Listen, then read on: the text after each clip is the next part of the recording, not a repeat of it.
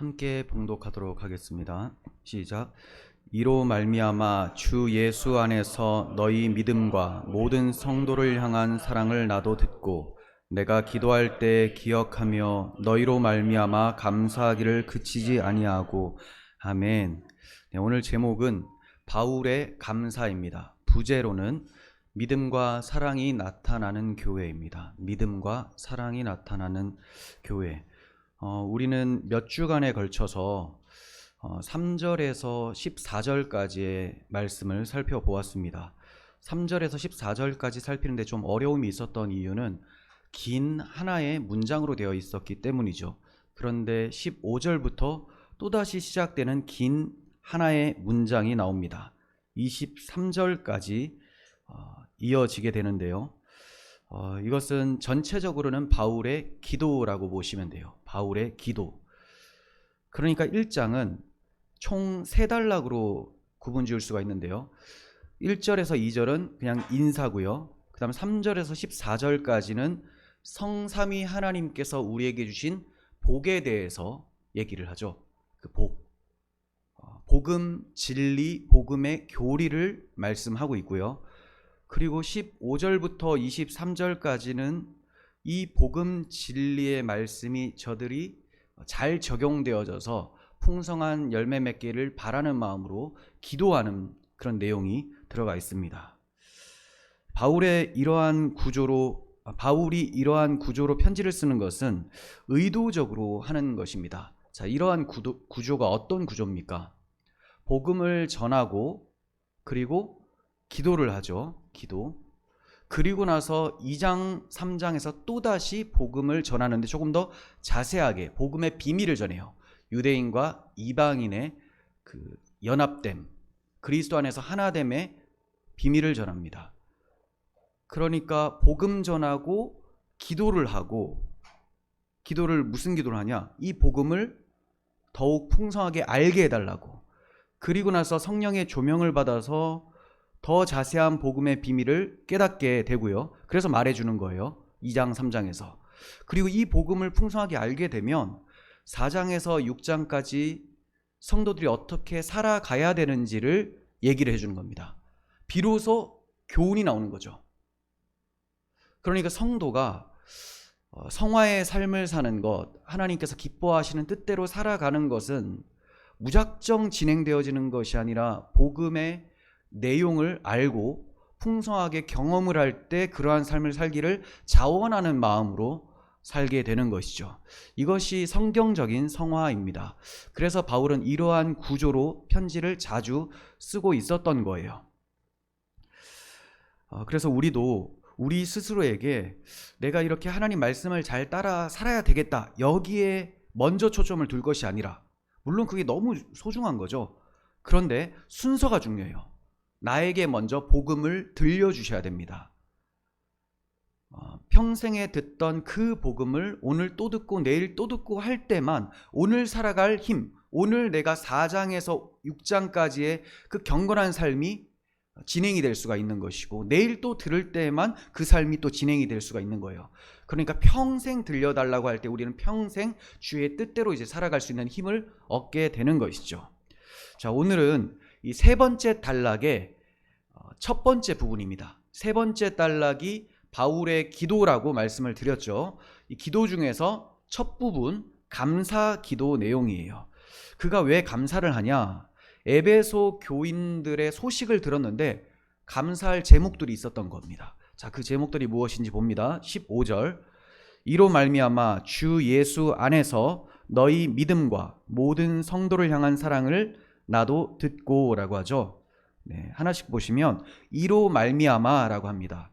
자, 여기서 이로 말미암아는 지금까지 바울이 얘기했었던 전체를 가리키기도 하지만 조금 더 구체적으로 보면 13절의 말씀이라고 할 수가 있습니다. 13절에 어떤 말씀이 있습니까? 너희도 진리의 말씀 곧 너희 구원의 복음을 듣고 믿어서 성령으로 인치심을 받았다라는 말씀이죠. 그러니까 이것으로 말미암아 너희가 복음을 듣고 믿어 성령이 너희 가운데 계심으로 너희에게 믿음과 사랑이 나타나기 시작했다. 내가 그 소식을 들었다라는 거예요. 자, 그래서 이 소식을 듣고 나니 그가 이제 확신을 하게 됩니다. 아, 에베소 성도들은 하나님께서 창세전에 택한 사람들이고 예수 그리스도를 통하여서 구원을 해주신 분들이고 또 이분들은 성령의 인침을 받아서 구원받은 백성이다라는 것을 확신하게 되는 거예요. 그래서 너무 감격한 나머지 기도를 하고 있는 거예요. 자, 그렇다면 바울이 전해 들었었던 소식, 믿음과 사랑이 얼마나 귀한 소식인지를 좀 생각해 보려고 합니다. 자, 이것은 구원받은 성도인지 아닌지를 가늠하게 만드는 굉장히 중요한 요소예요. 믿음과 사랑. 더 완벽하게 말씀드리자면 믿음, 소망, 사랑이죠. 소망은 여기에는 빠져 있지만 12절에서 언급되었고 18절에도 언급되어 있습니다. 네, 그러니까 바라던이라는 표현으로 12절엔 되어 있고요. 바라던. 그리고 18절에서는 부르심의 소망, 부르심의 소망으로 되어 있습니다. 자, 그러니까 믿음, 소망, 사랑이 에베소서 1장에 다 나오고 있죠. 하지만 우리가 이제 살펴볼 것은 오늘 말씀에 해당하는 믿음과 사랑에 대해서만 살펴보려고 합니다. 바울이 에베소 교인들에게 믿음이 있다라는 소식을 듣고 너무 기뻤습니다. 그런데 이상한 것은 믿음이라는 것은 보이지가 않잖아요. 근데 믿음이 있다라는 소식을 어떻게 들었을까요? 이 사람 믿음 있네 라고 할 때 우리는 무엇으로 믿음이 있다고 말을 합니까? 저는 크게 두 가지로 봅니다. 크게 두 가지. 첫 번째는 믿음의 고백이에요. 믿음의 고백. 입으로 말하지 않는다면 그가 믿는지를 전혀 알 수가 없습니다. 그리고 두 번째는 입으로 말하는 것뿐만이 아니라 말한 바 그 내용을 자신의 삶 속에서 살아내는 것, 삶의 열매입니다. 열매. 자, 그러니까 첫 번째 믿음이라는 것은 믿음의 고백을 얘기를 하고요. 믿음의 고백이 있으니 바울이 그걸 들은 거예요. 아, 이 사람들 고백이 있구나. 그리고 열매를 통해서, 이 열매는 바로 이어서 나오는 단어입니다. 사랑이에요. 사랑. 그러니까 믿음 고백과 사랑을 듣고 내가 감사가 넘쳤다. 이렇게 이제 볼 수가 있는 것이죠. 믿음 고백이라는 것은 내용이 있음을 전제를 합니다. 내용 없는 믿음이라는 것은 맹신이고 광신일 뿐이에요. 그러나 에베소 교인들은 믿음의 내용을 고백할 수 있었어요. 물론 믿음의 내용이 복음이어야지만 성경적인 믿음이 됩니다. 에베소 교인들은 복음이 무엇인지를 알고 또 그것을 믿고 고백하고 찬송하고 전파를 하고 있었습니다. 그래서 그 지식을 바탕으로 거짓을 분별하며 악을 막아낼 수도 있었던 거예요. 주님께서는 이 에베소 교인들의 믿음의 고백, 이 고백으로, 이 지식으로 악을 막아낸 사실에 대해서 칭찬을 해주시는데 그것이 계시록에 나타납니다. 계시록 2장 2절 보시면 내가 내 행위와 수고와 내 인내를 알고 또 악한 자들을 용납하지 아니한 것과 자칭 사도라 하되 아닌 자들을 시험하여 그의 거짓된 것을 내가 드러낸 것과 라고 칭찬을 해주십니다. 자, 다시 한번 보세요. 악한 자들을 용납하지 않았다. 악한 자들이 누군지를 알아야지만 용납하지 않을 수가 있겠죠. 이 악한 자들이 단순히 막 교회에서 행패를 부리고 폭력을 쓰고 이런 사람을 말하는 게 아닙니다. 그런 사람들은 안 믿는 사람들도 충분히 알 수가 있어요. 지금 여기서 말하는 악한 사람들은 다른 복음을 가지고 온 교묘한 사람들이에요. 이런 사람들을 용납하지 않았습니다. 자칭 사도라고 하는 사람들, 하지만 정작 사도가 아닌 사람들, 이 거짓된 것을 그들이 드러냈습니다. 이들이 얼마나 잘못된 복음을 가지고 있는지 드러내버렸다는 거죠. 어떻게 그럴 수가 있습니까? 지식을 가지고 있으니. 그 지식이 뭐예요? 성도들의 입술로 고백했었던 복음이에요. 확실한 복음을 알고 있으니 진정한 지폐를 가지고 있으니 위조 지폐를 알게 되는 것처럼 거짓 복음을 분별할 수가 있었던 것이죠. 우리가 믿는다고 할 때 믿음의 내용을 확실하게 알아야 됩니다. 복음이 무슨 내용인지를 알고 있어야 돼요. 그래야지만 선악을 분별할 수가 있고 영적 전쟁에 참여해서 이길 수가 있습니다. 민수기에서 20세 이상으로 싸움에 나갈 만한 자를 계수하라 하면서 민수기를 시작을 해요. 계수를 하라.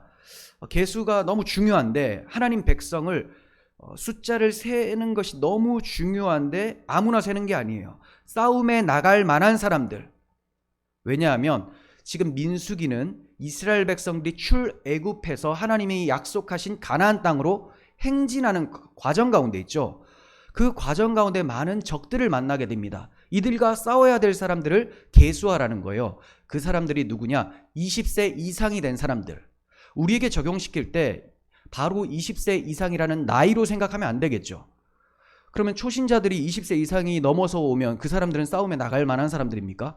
아니라는 거예요. 그러면 어떤 사람들이냐? 나이가 적을 수 있어요. 하지만 영적 나이, 신앙의 연수를 말하는 게 아니에요. 영적 성장, 그 상태를 보고 하나님께서 하나님의 군대로 계수를 하신다라는 거죠. 우리는 싸움에 나갈 수 있도록 영적으로 성장해야 됩니다. 영적 성장은 추상적이지 않아요. 자신이 믿는 복음을 알고 말할 수 있어야 됩니다. 영적 전쟁은 말싸움이라고 말씀을 드렸어요. 진리 전쟁이에요. 복음과 다른 복음의 충돌, 이로써 우리가 진짜 복음으로 다른 복음을 물리치면 그것이 승리고 다른 복음에 잠식당하면 패배가 되는 것입니다. 그러니 우리가 알아야 되는 거죠. 복음 지식을 알아야 되는 거예요.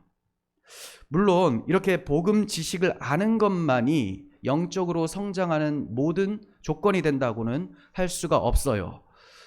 지식적으로 바르게 알고 또 이 지식이 진정한 지식인지 머리에만 있는 것인지 아니면 내 가슴까지 내려온 지식인지를 알기 위해서는 뒤에 나오는 사랑이 필요합니다. 사랑. 하지만 지금 우리는 이 믿음 고백, 믿음의 내용에 대해서 초점을 두고 있기 때문에 이 점을 좀 더 깊이 생각했으면 좋겠어요. 내가 과연 복음 지식을 알고 정리하고 입으로 말하고 또 예배 중에는 그것을 찬송하며, 우리 찬송의 내용들이 다 그겁니다. 복음을 주신 하나님께 영광을 돌리는 내용이죠. 그리고 밖에 나가서 찬송하는 것이 바로 전도예요. 그러니까 내가 입을 열기 위해서는 정리가 되어야 된다는 겁니다. 이것을 영적 성장이라고 하는 겁니다. 20세 이상 싸움에 나갈 만한 사람이 되었는지 한번 생각해 보십시오. 과연 나는 내가 믿는 바를 입으로 고백할 수 있는지, 정말 믿음이 있는지를 우리는 살펴봐야 됩니다. 우리 모두에게 바울 사도가 전해들은 에베소 교인들의 그 믿음이 있기를 바랍니다. 특이한 점은 에베소 교인들의 믿음에 대한 소식을 들었잖아요. 그렇다면 저들이 복음을 알고 있는 사람들이잖아요. 알고 확신하면서 감사 기도를 하는데 굳이 복음을 또다시 설명을 하고 있다는 거죠. 에베소서가 복음 이야기지 않습니까? 전에 듣고 지금 이 편지를 쓰는데 복음을 아는 사람에게 왜 다시 복음을 전해주는가? 이 점이 의아하지 않습니까?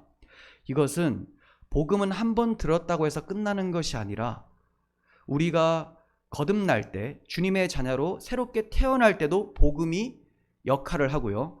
하나님 자녀답게 살아가는 능력도 복음이 주기 때문에 바울은 복음을 계속 들려주기를 원했던 거예요. 어떤 사람들은 복음을 알고 있는 자에게는 더 이상 복음을 많이 전할 필요는 없다. 이제는 교훈, 그리고 봉사, 헌신 이런 걸 얘기해 줘야 된다. 그래야 교회가 활기차다. 이런 이상한 소리를 하는데 이런 사람들을 에베소서를 통해서 그 입을 다물어야 됩니다. 바울은 복음을 알고 있는 사람들, 믿고 고백하고 사랑까지 나타난 사람들에게 또다시 복음을 전해주고 있어요. 그리고 말하기를 나는 너희를 위해서 기도를 하는데 너희들이 이 은혜의 복음을 풍성하게 알게 되기를 기도한다라고 쓰고 있습니다. 복음을 기록하기도 하면서 내가 기록한 것을 더 풍성하게 알게 되기를 기도까지 한다라고 말을 합니다. 그러니까 바울의 초점은 에베소 교인들에게 어떠한 도움을 줄까 하면서 세속의 여러 가지 도움들을 생각한 것이 아니라 오직 하나, 예수 그리스도의 생명의 복음이 계속 저들에게 수혈되어서 저들이 살아갈 수 있도록 해야 되겠다. 이거밖에 없었던 거예요. 저도 그렇습니다. 여러분들에게 하나를 먹이고자 한다면 복음을 먹일 것이고 10개를 먹이고자 한다면 복음을 먹일 거예요. 주님 날아갈 때까지 복음만 전파하다 보면 여러분들은 그 복음의 능력으로, 바로 그리스도의 사랑으로 계속 자라가게 되는 거죠. 교회는 사랑으로 자라가요. 그런데 그냥 무턱대고 인본주의 사랑, 인간으로부터 나오는 거짓된 사랑으로 자라가는 것이 아니라 하나님의 사랑이 우리 가운데 부어진 십자가 사랑으로 자라가게 되죠. 그래서 그리스도의 몸이라고 하는 거예요. 그리스도의 몸. 그리스도께서 머리가 되시고 자기 몸에게 자기가 얼마나 몸을 사랑했는지를 계속 적용시켜 주심으로써 이 몸이 건강하게 자라가도록 하신다는 거죠. 그래서 복음을 잃어버린 교회는 더 이상 교회라고 할 수가 없는 것입니다. 바울은 복음을 알게 해달라고 기도를 합니다. 우리가 그것을 다음 주부터 살펴보게 될 텐데요. 복음을 알게 해달라라고 할 때 그 알미라는 것은 지식적으로는 더 넓어지기를 구한 거예요. 더 풍성하게 많이 알게 되기를 원합니다. 그러니까 새신자 양육 때 배운 이 내용만을 끝으로 하는 것이 아니라 계속해서 성경 전체적인 것을 점점 알아가기를 원한다. 자, 이게 복음의 지식적인 알미예요. 또 알기를 구하는 것은 그들이 인격적으로 더 하나님을 잘 알아서 복음을 통하여 하나님을 알아서 깊어지기를 원한다는 겁니다. 넓어지고 깊어지기를 원한다. 이 두 가지 같이 있어야 됩니다. 복음의 지식은 굉장히 좁아요. 좁은데 깊어지기만 해요. 그러면 사용할 수 있는 반경이 굉장히 좁습니다. 하나님을 사랑하긴 하겠지만 어떤 식으로 사랑해야 되는지 이런 거를 잘 몰라요. 그런데 복음의 지식은 넓어요. 근데 그 깊이가 인격적으로 주님을 아는 깊이는 얕습니다. 그러면 정죄를 하게 되고 교만하게 됩니다. 그래서 우리는 넓으면서 깊어지는 이런 알미 있어야 되는 것이죠. 바울은 이것을 위해서 기도를 했었던 거예요.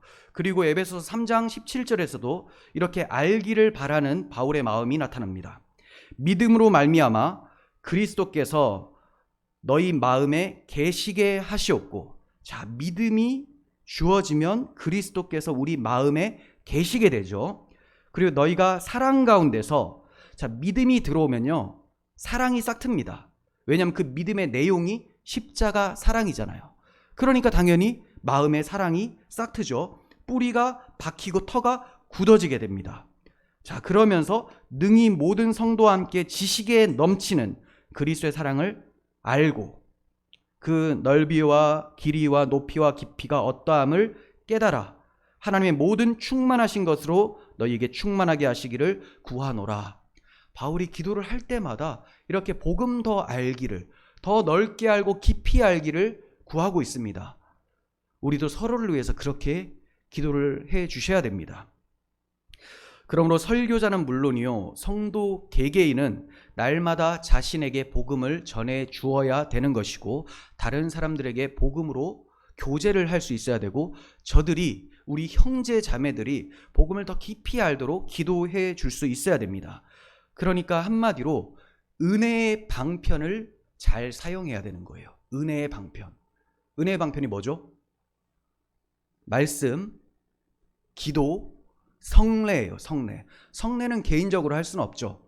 교회 전체적으로 합니다. 그럼 말씀은 개인적으로 할 수가 있고 교회에서도 선포가 되어지죠.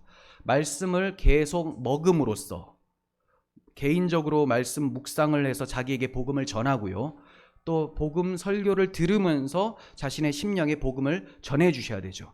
그리고 기도함으로써 이 복음이 나에게 풍성하게 열매 맺기를 구하시고, 또 다른 사람에게도 그러한 알게 되는 은혜가 있기를 구하셔야 되는 거예요. 그러니까 은혜의 방편이라는 것은 복음의 계속적인 적용입니다.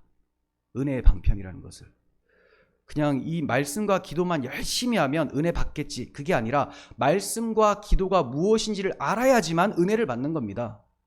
기도할 때 자기 멋대로 기도하는 것이 아니라 복음에 입각해서 입을 여는 거죠.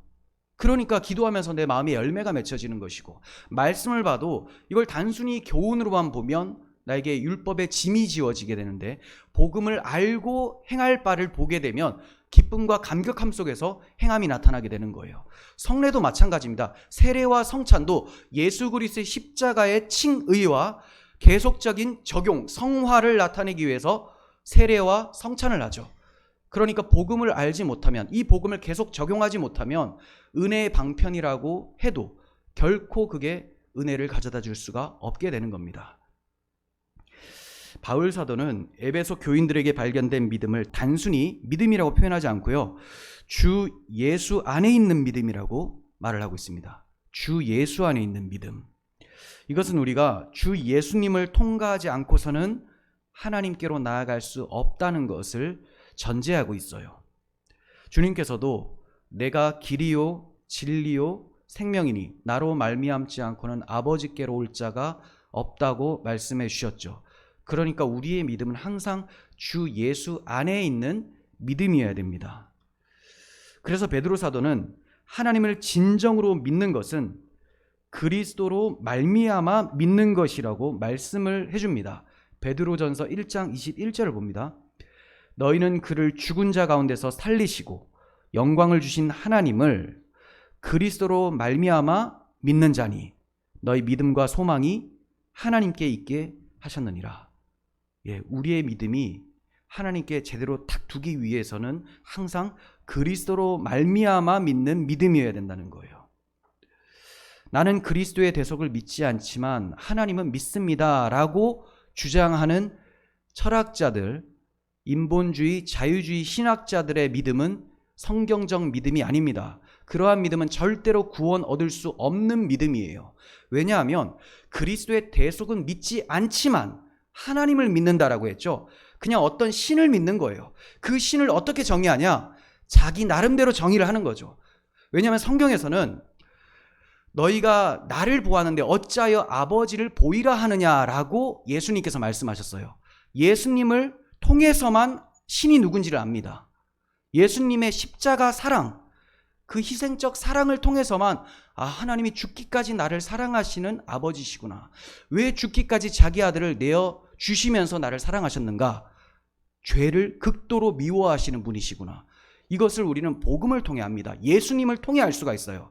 그런데 저 악인들이 말하는 그리스도의 대속은 믿지 않지만, 그런 도살장 신학은 믿지 않지만 나는 하나님을 믿는다라고 할 때는 대속이 사라지죠.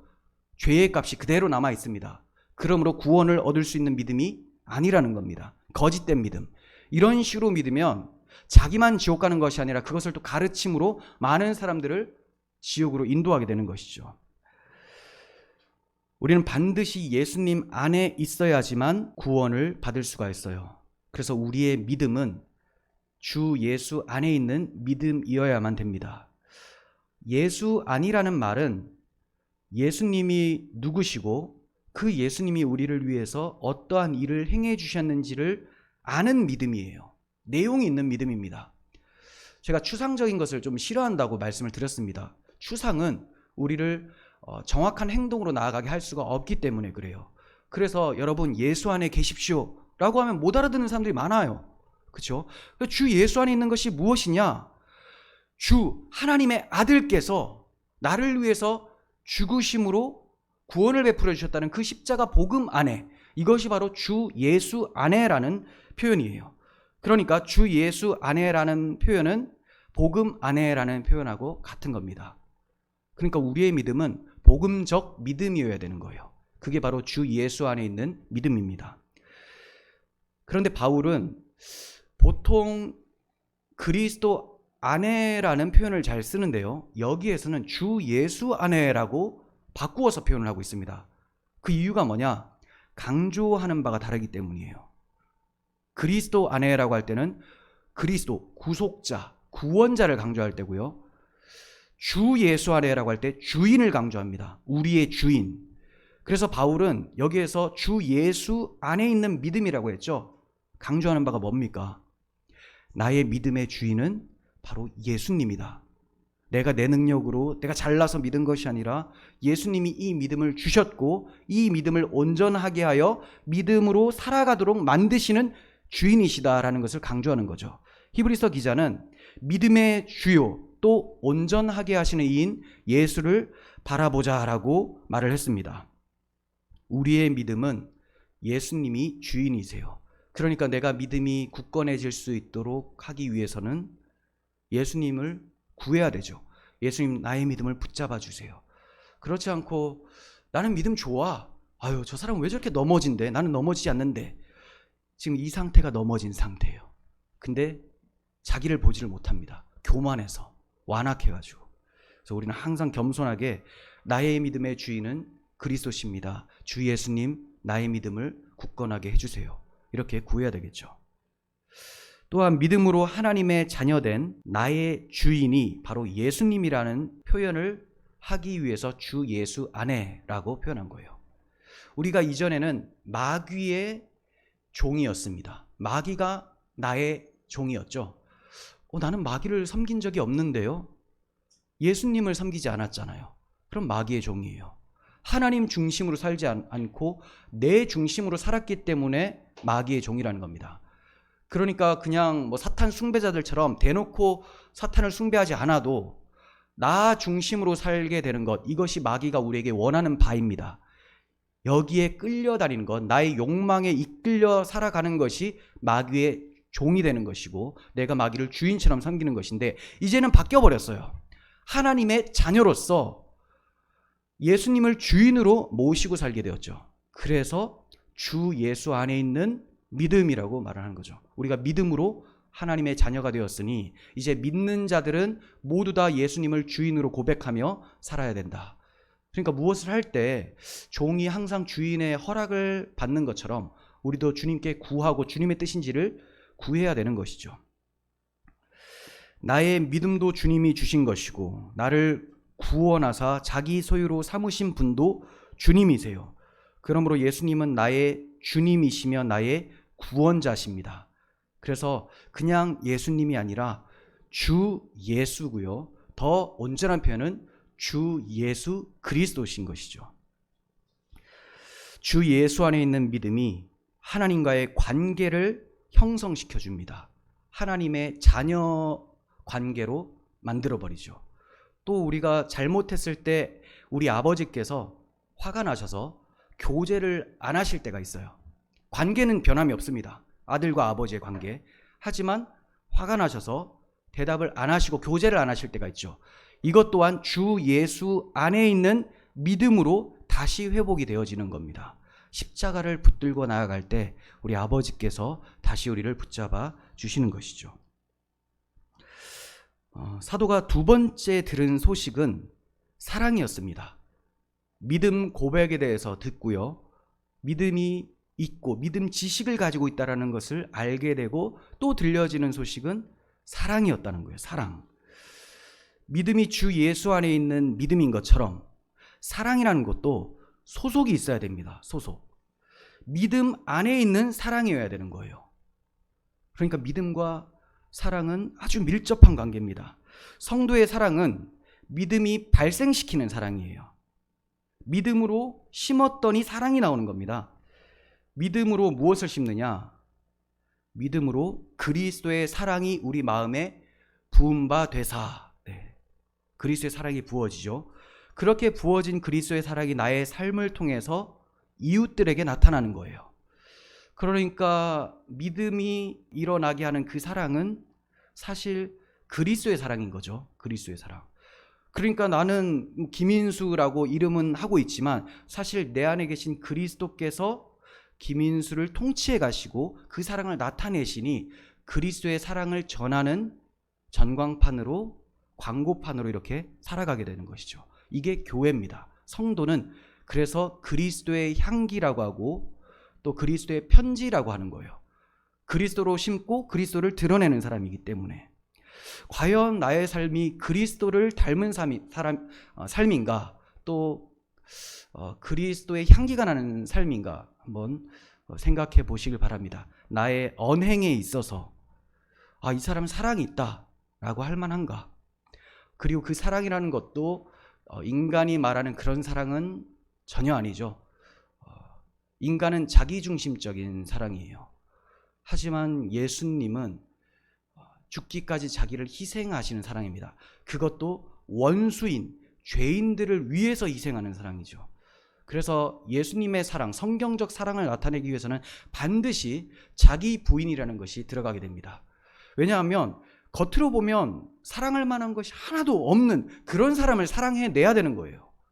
그러니까 자기 부인이 필요하죠. 예전에 죄악된 어떤 내 모습이 그대로 살아서 저 사람을 본다면 사랑하지 않으려고 해요. 하지만 내가 그리스도의 십자가에 함께 주님과 함께 못 박혀 죽게 되면 이제 내 안에 부활하신 그리스도가 사시니 그 사랑으로 살아가게 되는 거죠. 그래서 성경적 사랑은 자기 부인, 자기 희생적 사랑인 것이죠. 믿음과 사랑은 서로 연결된 관계입니다. 믿음 없는 사랑이 거짓 사랑이고 사랑이 없는 믿음이 거짓 믿음입니다. 갈라디아서 5장 6절을 봅니다. 그리스도 예수 안에서는 할례나 무할례나 효력이 없으되 뭐 할례를 행해야 되냐 말아야 되냐 이런 거 중요한 거 아니다. 이거 율법 조문에 의해서 너희가 문자만 보고 겉으로만 지키는 척하는 거잖아. 그게 아니라 진짜 하나님이 네가 내 계명을 지킨다라고 하는 사람은 어떤 사람이냐? 사랑으로서 역사하는 믿음을 가진 사람이다 라는 거예요. 사랑으로 역사하는 믿음. 그러니까 이 믿음도 사랑으로 인해서 확인이 됩니다. 그리고 사랑도 믿음으로부터 나왔는지를 통해서 진짜 사랑인지가 가늠이 되는 것이죠. 사도 바울은 산을 옮길 만한 모든 믿음이 있을지라도 사랑이 없으면 내가 아무것도 아니다라고 말씀을 했습니다. 사랑이 없으면 아무것도 아니다. 그러니까 우리가 지식적으로만 넓어지는 것이 얼마나 위험한 것인지도 아셔야 되겠죠. 그게 또 위험하다고 해서 넓어지지 않으려고 한다면 그것도 문제가 되죠. 그래서 넓고 깊어질 수 있도록 그 깊어지는 것은 반드시 사랑의 열매를 맺습니다. 하나님을 더 알면 알수록 하나님은 사랑이시구나. 나에게 이 큰 사랑을 베풀어 주셨구나. 그래서 나에게도 원수 같은 저 사람이 이제 원수가 아니라 주의 사랑을 받아야 되는 사람으로 보여지게 되는 거예요. 앞서 보이지 않는 믿음에 대해서 말씀드릴 때 믿음 고백과 그 열매, 사랑으로 알 수 있다고 말씀드린 이유가 바로 이것입니다. 우리는 절대로 보이지 않는 믿음을 그냥 알 수가 없어요. 입술의 고백과 우리의 삶에서 나타나는 사랑의 열매가 우리의 믿음을 확인시켜 주는 것입니다. 믿음과 사랑에는 순서가 중요합니다. 믿음과 사랑, 무엇이 우선일까요? 믿음이 우선입니다. 믿음. 사랑이 우선이다라고 하면 인본주의예요. 사랑하기만 하면 이게 믿음이 있는 거야. 하나님이 사랑하는 자를 믿음이 있다고 인정해 주는 거야. 이렇게 말하는 것이 인본주의가 되는 거죠. 그런데 성경은요, 믿음이 있고 사랑이 나와야 된다라고 말씀합니다. 10계명도 마찬가지예요. 1계명부터 4계명까지 하나님 사랑에 대해서 얘기를 하죠. 그리고 5계명부터 10계명까지는 이웃 사랑에 대해서 얘기를 합니다. 하나님 사랑은 믿음을 통해서 합니다. 믿음 고백을 통해서. 내가 믿고 하나님을 사랑하고 하나님을 사랑하는 것을 이웃 사랑을 통해서 나오는 거예요. 근데 순서가 바뀌어버린다면 사랑이 들어가는 것이 믿음이다 이렇게 해버린다면 이웃 사랑만 많이 하자. 그래서 가난한 사람들을 무조건 돕는 것, 이것이 율법을 다 이루는 삶이다. 그러면 여기에 그리스도가 필요가 없어지죠. 하지만 하나님 사랑을 하려면 그게 우선이라면 나는 하나님을 사랑할 수 없는 존재라는 걸 먼저 알아요. 그래서 예수님이 나를 위해서 십자가에서 죽으신 것을 믿고 그 사랑이 나에게 부어져서 하나님을 사랑하게 되고 그 사랑 때문에 이웃을 사랑하게 되죠. 이게 성경적인 사랑의 원리입니다. 그래서 항상 믿음이 먼저입니다. 믿음이 없이는 하나님을 기쁘시게 할 수가 없어요. 믿음은 하나님과의 관계를 유지하는 유일한 방편이에요. 믿음으로 하나님과 화목하게 되었으면 하나님의 자녀가 됩니다.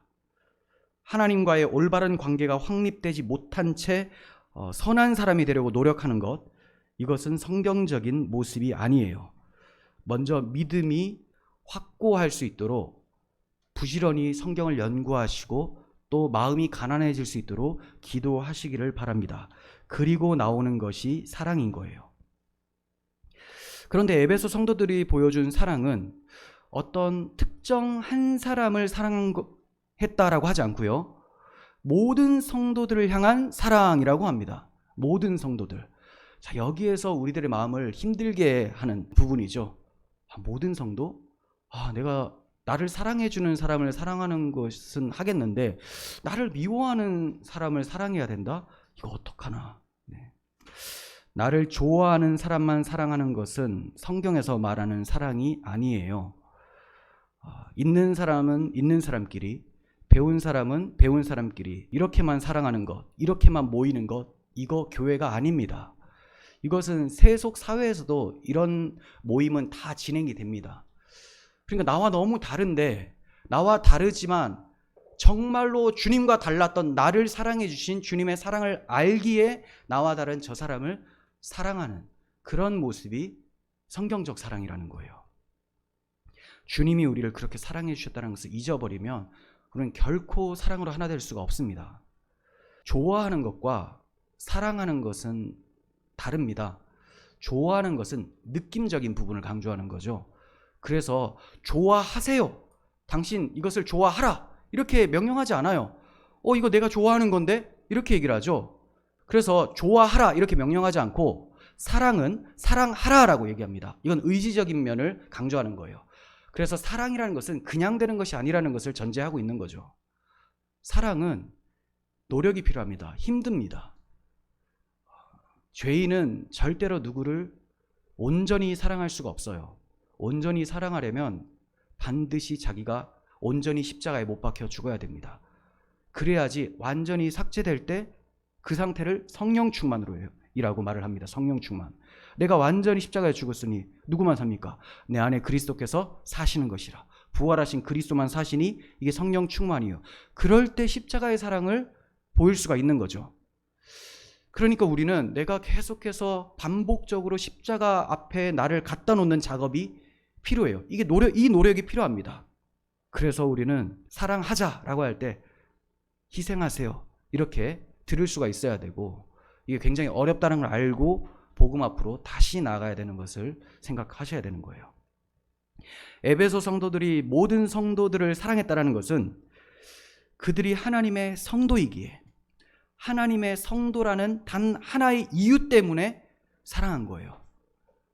하나님의 성도, 하나님이 끔찍히 아껴서 자기 아들까지 내어주셔서 구원하신 그 사람이기 때문에 내 눈에 볼 때 마음에 안 드는 게 있어도 그래도 사랑하는 겁니다. 하나님이 사랑하신 하나님의 성도니까, 하나님의 기업이니까. 그러면 내가 모든 성도를 사랑하면 이것은 누구를 사랑하는 것이 됩니까? 하나님을 사랑하기에 저 사람들을 사랑한 거잖아요. 그래서 에베소 교인들은 그렇게 하나님에 대한 사랑, 하나님에 대한 믿음을 삶 속에서 나타내 보이고 있었어요. 그것이 감옥에 있던 바울에게까지 소식이 전해듣게 된 겁니다. 바울이 얼마나 기뻤습니까? 그래서 바울이 이 소식을 듣고 너무 기뻐서 기도를 하는데 감사 기도가 그치지를 않는다, 이렇게 얘기해요. 그게 16절입니다. 내가 기도할 때 기억하며 너희로 말미암아 감사하기를 그치지 아니하고 라고 해요. 사도 바울은 에베소 성도들에게 이 믿음과 사랑이 있음을 듣고 너무 기뻐서 기도를 하는데 그칠 수가 없었다. 감사를 그칠 수가 없었다. 한 시간을 기도하는데 계속 감사만 나오는 거예요. 근데 오늘날 기도들을 보면 달라 여기에 많은데, 여기 바울의 기도는 감사합니다, 감사합니다 계속 이렇게 얘기해요. 그리고 이제 달라라고 기도를 할 때도 자기에게 달라가 아니라 저들에게 알게 해주시기를 바랍니다 하면서 기도를 하고 있는 거예요. 그러니까 에베소 성도들에게도 사랑이 있고 그들에게 복음을 전했었던 바울에게도 사랑이 있는 것이죠. 바울은 이 감사 기도를 그칠 수가 없었습니다. 그런데 우리가 생각해 볼 만한 것은 바울이 기도를 하고 있는 이 장소가 어디냐? 로마 감옥이라는 거예요. 로마 감옥. 보통은 감옥에 갇히면 내가 언제쯤 나갈까? 10년형을 받아요. 그러면 와, 끝났다, 이거 너무 길다, 그런 생각만 하고 한탄하고 언제 나가나 이 생각만 할 수가 있는데, 바울은 그렇게 자신의 세월을 낭비하지 않았습니다. 하나님께 기도함으로써 가장 복되고 귀한 시간을 가졌습니다. 기도하기만 한 것이 아니라 성경까지 썼죠. 에베소서를 기록을 하고 있죠. 옥중서신이 많이 있습니다. 에베소서, 빌립보서, 골로새서, 빌레몬서, 이렇게. 그러니까 아름다운 이 복음의 편지를 감옥에서 썼어요. 어떤 환경에 있어도 그리스도 안에서 갇힌 사람들은 외부에서 자기를 가다 놓았다고 해도 그 영혼은 자유로운 거예요. 하지만 자신의 공간이 굉장히 열려있고 자유로운 몸이라 할지라도 그리스도 밖에 있잖아요. 이것은 마귀의 종살이가 되어 있는 상태라는 겁니다. 누가 더 부럽습니까? 많은 사람들은 후자를 부러워해요. 마귀의 종된 상태. 그러나 외부적으로 열려 있는 상태. 하지만 복음을 아는 사람들은 몸이 갇혀도 영혼이 주 안에서 자유한 것을 기뻐하고 그게 복이라는 것을 압니다. 바울은 이렇게 복받은 자로서 감옥에서 굉장히 바쁘게 살았어요. 기도하기 그치질 않았고 성경 쓰기에 열심을 다했습니다. 그러니까 그는 항상 자신의 삶을 아주 의미 있고 가치 있게 살았습니다. 옥중에 있을 때는 기도와 편지를 썼죠. 옥 밖에 있으면 추록하면 어떻게 됩니까? 교인들에게 설교를 하고 나가서 복음을 전하고, 복음을 전하는 것은 성도들을 향해서 하는 거죠. 감옥에 있을 때는 하나님께 집중하는 시간이 또 되는 거예요. 기도를 하면서. 항상 이렇게 의미 있고 가치 있는 삶을 살았어요. 우리의 시간을 어떻게 쓰고 있는지, 나는 지금 내 환경 때문에 불평하고 있지는 않은지, 그러면서 그 불평을 빌미로, 그 환경을 빌미로 내 세월을 낭비하고 있지 않은지 돌아봐야 됩니다. 자, 기도하기에 바빴던 바울이 어떤 기도를 했습니까? 먼저는 감사 기도를 했죠. 지금까지 말씀드린 에베소 성도들의 믿음과 사랑에 대해서 감사 기도를 했습니다. 바울은 믿음과 사랑을 잘 나타내 보여준 에베소 교인들에게 고맙다, 감사하다라고 말하는 게 아니죠. 여러분들 믿음과 사랑을 나타내는데 얼마나 힘들었습니까? 제가 수고한 거 헛되지가 않네요. 너무 감사합니다. 이렇게 사람에게 감사한 게 아니에요. 왜 그러냐? 저들의 믿음이, 저들의 사랑이 주 예수 안에 있는 믿음과 사랑이라는 것을 알고 있었기 때문에 믿음의 주인이신 하나님께 감사를 드리고 있는 거예요. 그러니까 에베소 교인들이 믿음을 잘 간직하고 굳건하게 세워질 수 있도록 하기 위해서도 하나님께 기도를 하는 것이고, 사랑의 열매가 풍성해지기를 원한다면 하나님께 더 기도를 하는 거예요. 저 사람들에게 가서 왜 사랑하지 못합니까? 더 믿음을 굳건하게 하십시오. 이렇게 말하지 않아요. 물론 설교 때 그렇게 할 수 있죠. 하지만 그것이 다가 아니에요. 하나님께 구해야 됩니다. 믿음의 주께서 이 모든 것을 이루신다라는 것을 바울은 알았기에 하나님께 구하고 하나님께 감사할 수 있었던 거예요. 바울이 감옥에 있으면서 얼마나 에베소 교인들을 위해서 기도했겠습니까? 내가 복음을 전하고 복음을 가르치면서 목양을 했던 이 아름다운 교회, 이 교회가 내가 감옥에 갇힘으로 인해서 흔들리지 않기를 원하는 마음. 그래서 누구를 의지합니까? 하나님을 의지하는 거예요. 기도를 하는 거예요. 그러다 보니 좋은 소식이 들립니다. 또 감사 기도를 하는 거예요. 감사하면서 또 기도를 해요. 뭘 기도하냐? 복음을 뻔히 다 알고 있는 저들에게 복음을 더 알게 해달라고, 은혜의 풍성함을 알게 해달라고 또 기도를 합니다. 성도를 향한 목회자의 사랑이 너무나 크죠. 저 스스로에게도 이 말씀이 도전이 되었습니다. 교회가 든든히 세워져 간다면 하나님께 더욱 감사 찬송과 감사 기도를 해야 마땅합니다. 또 그렇지 못한 경우, 교회가 좀 혼란스럽고 분열이 일어난다. 그때에도 믿음의 주인이신 하나님께 기도를 해야 되는 것이죠. 정리하겠습니다. 믿음은 그 내용을 고백할 수 있어야지만 진짜 믿음입니다. 그리고 이 진짜 믿음은 사랑이라는 열매로 우리 눈에 확인이 되어집니다. 참 믿음과 참 사랑을 나타내시는 주체는 하나님이시기 때문에 나의 믿음과 사랑을 위해서 하나님께 기도하시고, 또 나에게 그러한 삶이 나타난다면, 우리 형제 자매에게 그 삶이 나타난다면 하나님께 감사 기도하시기를 그치지 않으셨으면 좋겠습니다. 기도하겠습니다.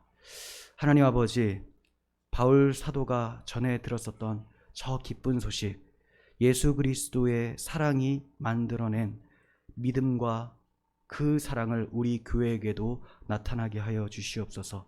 우리 서로가 이 기쁜 소식, 믿음과 사랑의 소식을 듣게 되므로 감사가 넘치게 하여 주시고, 성도를 향한 서로의 기도가 있게 하여 주시며, 또 성도를 향한 사랑이 풍성해지게 하여 주시옵소서. 우리의 믿음과 사랑이 소문이 나서 많은 교회와 또 이웃들에게 도전이 되고 복음 앞으로 돌아오게 하는 역할을 하는 그런 열매가 되게 하여 주시옵소서. 우리 구주 예수 그리스도의 이름으로 기도합니다. 아멘.